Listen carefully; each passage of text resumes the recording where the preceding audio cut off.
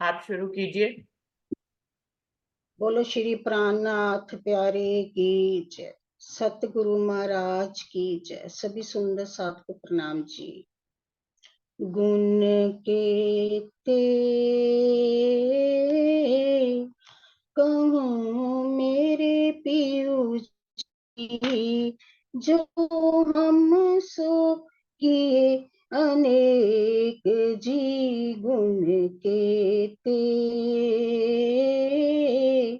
कहूँ मेरे पीयू जी। ए बुध इन आकार की, क्यों के जुबा विवेक जी। गुण केते कहूँ मेरे पीयू जी। कई विध विध के सुख धाम के, जो हमको दिए इत जी। तारतम करके रोशनी के, विद करी प्राप्त जी। गुण केते कहूँ मेरे पीयू जी। सहजल सुख में झीलते, कहूँ दुख ना सुनिया नाम जी। सो माया मित आए के, सुख खंड दिखाया धाम जी। गुण केते कहूँ मेरे पीयू जी। जो हम सो किए अनेक जी। गुण केते कहूँ मेरे पीयू जी।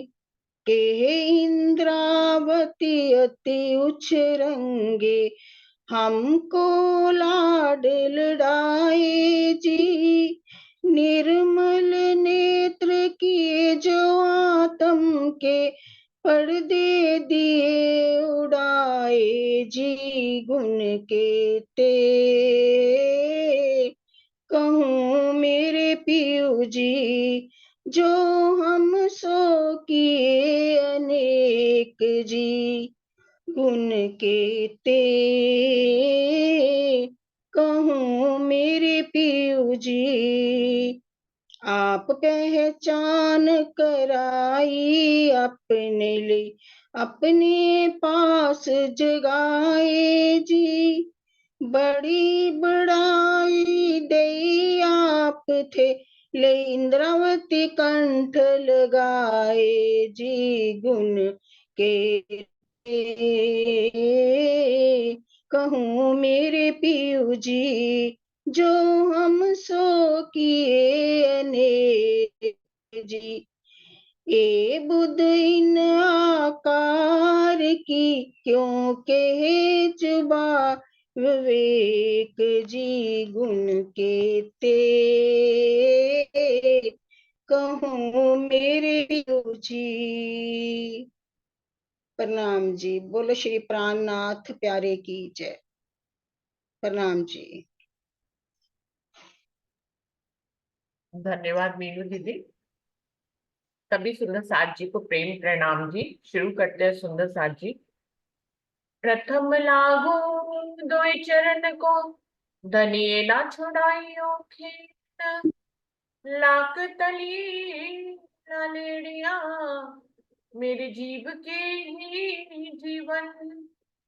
इन पाँव तले पड़ी रहूं, धनी नजर खोलो बातून। पलना बालू निरखो नेत्रे, मेरे जीव के ही जीवन। मेरे जीव के ही जीवन। श्री बंदो सतगुरु चरण को, करूं सो प्रेम प्रणाम। अशुभ हरन मंगल करन, धनी श्री देव चंद्र जी नाम। श्री प्राणनाथ निज मूल पति, श्री महराज सुनाम। तेज कुंवरी श्यामा युगल जी को पल पल करूं प्रणाम, पिया जी को पल पल करूं प्रणाम। प्रणाम जी, सभी सुंदर साथ जी को प्रेम प्रणाम जी। सागर वाणी का प्रकरण 6 चल रहा है सुंदर साथ जी। श्री श्यामा जी का श्रृंगार चल रहा है, जिसकी 100 चौपाई हो गई थी। अभी 101 चौपाई से आगे बढ़ते हैं। एक छब फब सब देख के इन चरण तले बसत, ए सुख अर्स रूहे जान ही जिनकी ये निस्बत। चरण कमलों की शोभा का बयान चल रहा था कि चरण कमल श्यामा महारानी के कितने सुंदर हैं, कि वो हर रूह की, हर ब्रह्म सृष्टि के जीव के जीवन है, जीने का सहारा है। अगर हमारे जीवन में श्यामा महारानी के चरण कमल ना हो तो हमारा जीवन अधूरा है। हमारे जीव के प्राण, हमारे जीव के जीवन कौन है? श्यामा महारानी के चरण कमल है। वो कह रहे हैं, इस अलौकिक सौंदर्य की सारी शोभा को देखकर ब्रह्म सृष्टियां श्यामा जी के चरणों के ध्यान में ही डूबी रहती हैं, और उनसे मिलने वाले आनंद की को मात्र परमधाम की ब्रह्म सृष्टि ही जानती है, जिनका इन चरणों से अखंड संबंध होता है। इस चौपाई से चितवनी का की महत्ता निर्विवाद प्रमाणित होती है कि आप चितवनी करेंगे तो श्यामा महारानी के चरण कमलों को आप दर्शन कर पाएंगे, उसके सुख आपको प्राप्त होंगे। आपने खाली ब्रह्मवाणी में पढ़ लिया, इंद्रावती जी का अनुभव पढ़ लिया, लेकिन खुद से श्यामा महारानी के चरण कमलों का चितवन नहीं किया, तो आपको डायरेक्ट सुख कैसे मिलेगा? फिर तो आपको शब्दों का सुख मिल रहा है ना, इंद्रावती जी के माध्यम से आपको सुख मिल रहा है। इंद्रावती जी ने श्यामा महारानी के चरण कमल देखकर जो सुख लिया है वो यहाँ वर्णन कर रही है, हम उनका वर्णन पढ़ रहे हैं, तो हमें इनडायरेक्टली सुख शब्दों से मिल रहा है।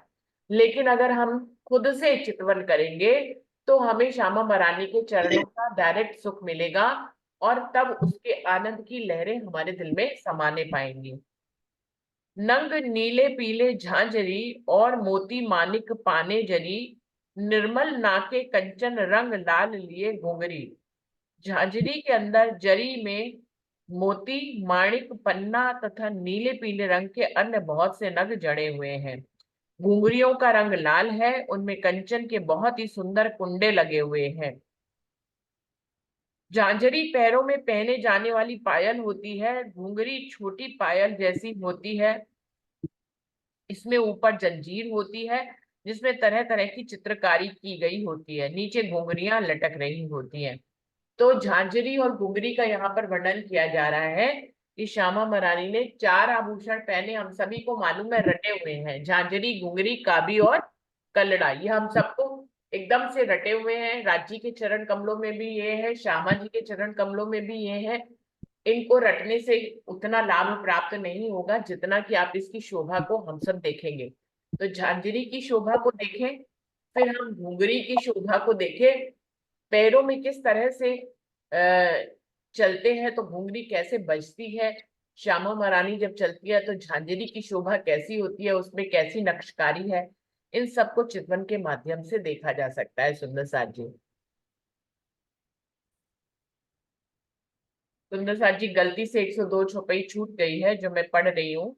चारों जोड़े चरण के झांझर घूंगर कड़ी, कांबिये नग अर्स के जानो के चारों जोड़े जड़ी। अब 4 जोड़े किसको कह रहे हैं? मतलब एक पैर में झांझरी, घुंघरी, काबी, कलड़ा, 4 आभूषण है, तो दूसरे पैर में भी 4 है, तो दोनों के क्या हो गए? 4 जोड़े हो गए।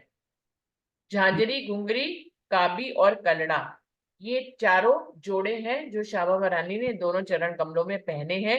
श्यामा जी के दोनों चरण कमलों में 4 4 आभूषण झांझरी, घुंघरी, काबी और कलड़ा जगमगा रहा है। ऐसा प्रतीत होता है जैसे परमधाम के नूरमयी नगों से ही ये सारे आभूषण जड़े गए हैं।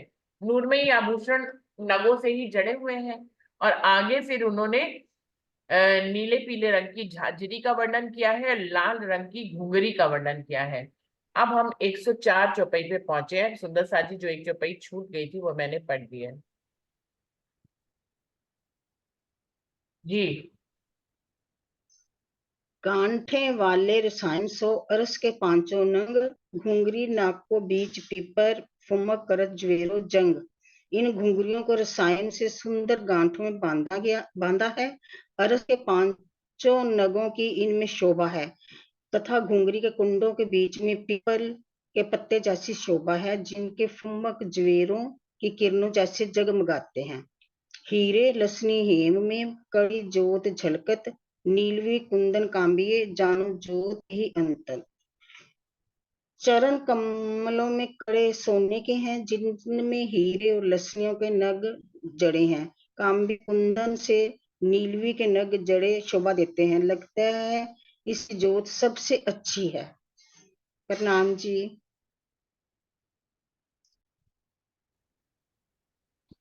जी। प्रणाम जी। बोलत बानी माधुरी, चलत होत रनकार, खुशबोए तेज नरमाई, जोत को नाही पार। जब श्यामा जी ये आभूषण पहनकर चलती हैं तो इन आभूषणों की अति मधुर शब्दों की मंद मंद ध्वनि निकला करती है। इन सभी आभूषणों में सुगंधी और कोमलता भरी हुई है। इनके तेज और ज्योति की कोई सीमा नहीं है। अंगुरिये अनवट बिछिया, पाने मानिक मोती सार, स्वर मीठे बाजत चलते, करत हैं ठमकार। श्यामा जी के दोनों चरण कमलों के अंगूठों में अनवट और अंगुलियों में बिछियों की शोभा आई है। इनमें विशेष रूप से पन्ना, मानिक, मोती इनके नग जड़े हुए हैं। और जब श्यामा जी चलती हैं तो इन आभूषणों से बहुत ही मीठे स्वर बजा करती हैं।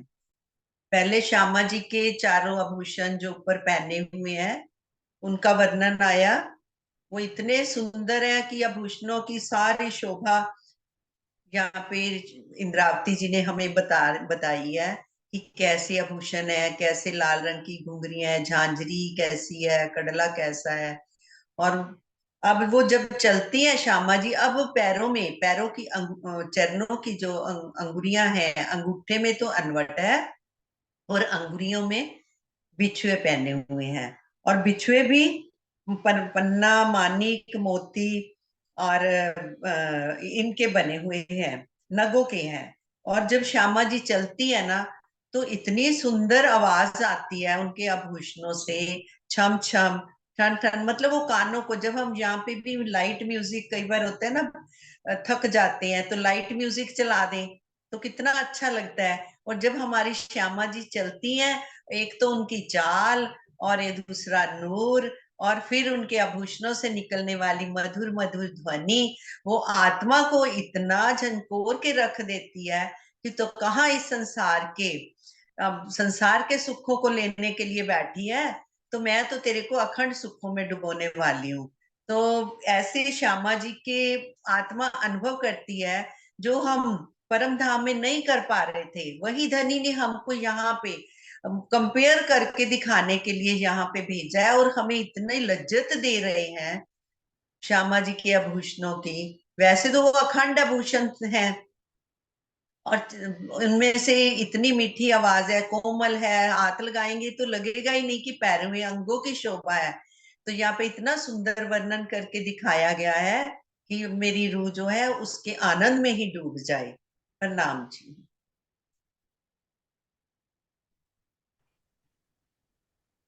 हाँ जी, आप शुरू करिए। नख अंगूठे अंगूरियां, अंबर न माए जलकार, डाम्बत कोटक सूरज और शीतलता सुखकार। चरणों के अंगूठों तथा उंगलियों में इतना तेज है कि उसकी झलकार से आकाश परिपूर्ण हो रहा है। इसके तेज के सामने करोड़ों सूर्यों का प्रकाश फीका पड़ जाता है, अदा छिप जाता है। किंतु यह दाह कारक नहीं है, बल्कि शीतल और आनंददायक है। एक नख के तेसो डांपत कई कोट सूर, जो कहूँ कोटान कोटक तो न आवे एक नख के नूर। उनके एक नख के तेज के सामने करोड़ों सूर्य छिप जाते हैं। यदि मैं करोड़ों सूर्यों के तेज की तुलना श्यामा जी के केवल एक नख के नूर से करूं तो भी यह उचित नहीं होगा। प्रणाम। तो वो कह रहे हैं कि नाखूनों की, श्यामा भरानी के चरण कमलों की उंगलियों में जो नाखून है वो एक एक हीरे के बराबर है।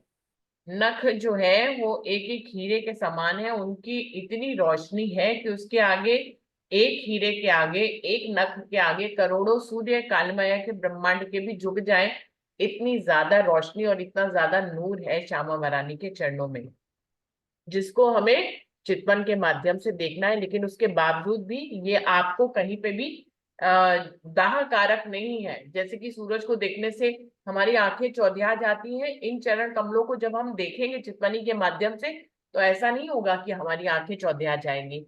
नूर इतना ज्यादा है, लेकिन परमधाम की रूहें इस नूर को आत्मसात कर लेंगी, वो देख लेंगी। इसलिए सुंदर साथ जी, नूर से, जो राजी महाराज का नूर है, परमधाम की रूहों को उनका चितवन करना चाहिए, वो आराम से उस नूर को जो है आत्मसात कर लेंगी। बिल्कुल भी कोई भी दाह कारक नहीं है। जी।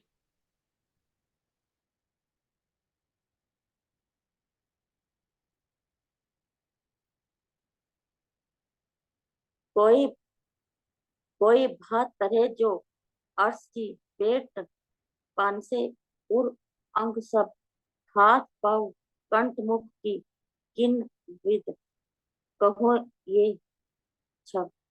परम धाम के सवे रूपों के पेट पसली हृदय आदि सभी अंगों की शोभा अनोखी है। अत हाथ पग कंठ और मुख की सुंदरता किस तरह वर्णन जा जा जाए।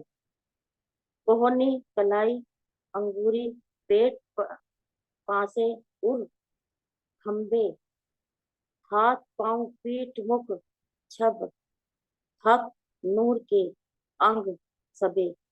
शरीर के सभी अंग, कोहनी कलाई अंगुलियां पेट पसली हृदय खंभे, हाथ पग और पीठ की छवि सभी धाम धनी के आदि ये नूरमयी अंग के अंग को ही शोभा है।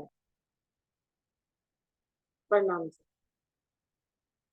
श्यामा महारानी के सब अंगों को ही भी, क्योंकि श्यामा महारानी राज्य के अंग है, इसलिए श्यामा महारानी के भी सब अंगों को राज्य का ही नूर कह रहे हैं। क्योंकि नूर का स्रोत कहाँ है? नूर का स्रोत राज्य है। सभी पूरे परम धाम में जो नूर फैला हुआ है वो राज्य ही उसका स्रोत है। तो सब जगह राज्य का ही नूर का वर्णन हो रहा है। भले चाहे वो श्यामा महारानी के अंगों का ही वर्णन क्यों ना हो रहा हो, लेकिन कहा ये जा रहा है हक नूर के अंग सबे। श्यामा महारानी के सभी अंग जो है वो राजी महाराज के नूरी नूर से ही नूरित है।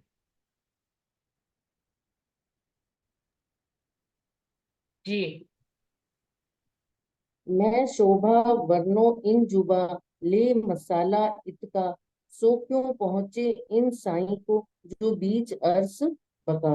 मैं श्यामा जी की इस अलौकिक शोभा का वर्णन यहाँ की ही उपमा देकर यहाँ की दिव्या से कर रही हूँ। परम धाम में विराजमान श्यामा जी के अखंड स्वरूप के वर्णन में आने वाले इस संसार के झूठे शब्द भला वहां कैसे पहुंच सकते हैं।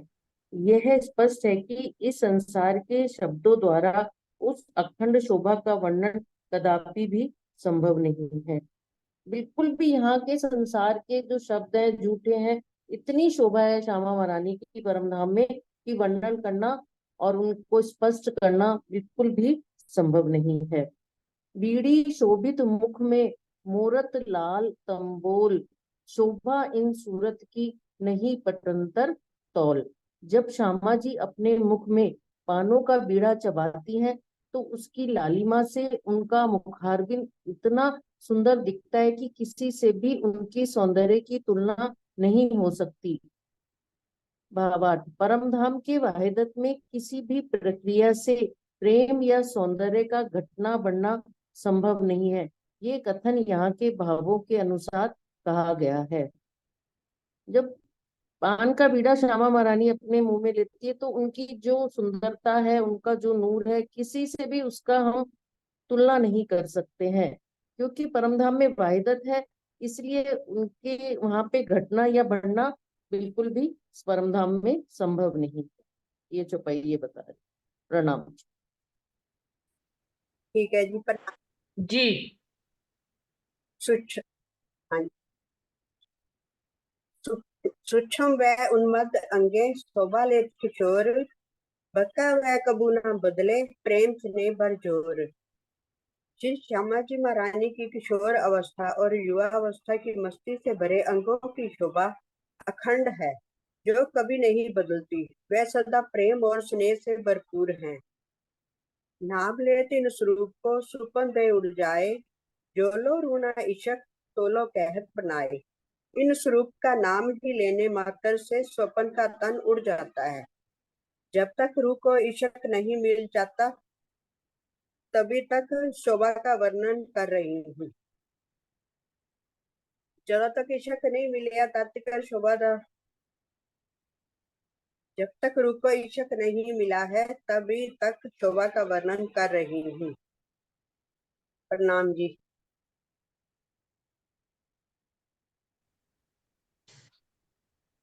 जैसे कि 114 चौपाई में लिखा है, सूक्ष्म बै उन्मद अंगे शोभा लेत किशोर, बका बै कबू न बदले प्रेम सने पर भर जोर। क्या कहने का तात्पर्य है कि राजी श्यामा जी वहां पर किशोरावस्था में, उनकी ये अवस्था कभी बदलती नहीं है। जैसे यहाँ काल माया में हम उम्र के साथ कभी बचपन से बड़े होते हैं, बड़े से बूढ़े हो जाते हैं, लेकिन वहां पर कुछ भी बदलता नहीं है, हमेशा किशोरावस्था में थे, हैं और रहेंगे। तो परम धाम में सारे राजी श्यामा जी सखियां सब किशोरावस्था में हैं। लेकिन सुंदर साथ जी कभी कभी ऐसा लगता है कि कोई कोई सुंदर साथ ऐसा कहते हैं कि अक्षर ब्रह्म बाल स्वरूप है। सुंदर साथ जी, अक्षर ब्रह्म भी बाल स्वरूप नहीं है। अक्षर ब्रह्म भी वहां पर किशोर अवस्था में है, महालक्ष्मी भी वहां पर किशोर अवस्था में है। ये कह सकते हैं कि अक्षर ब्रह्म की लीला जरूर बाल स्वरूप है। बाल स्वरूप लीला से कहने का ये एक उपमा दी गई है। बाल स्वरूप लीला से मतलब जैसे कि एक बच्चा मिट्टी के खिलौने बनाता है और तोड़ता है, तो इसको बाल लीला कह दिया गया है। ऐसे ही अक्षर ब्रह्म इस काल माया के ब्रह्मांड को बनाते और मिटाते। ये कोई खिलौना नहीं है।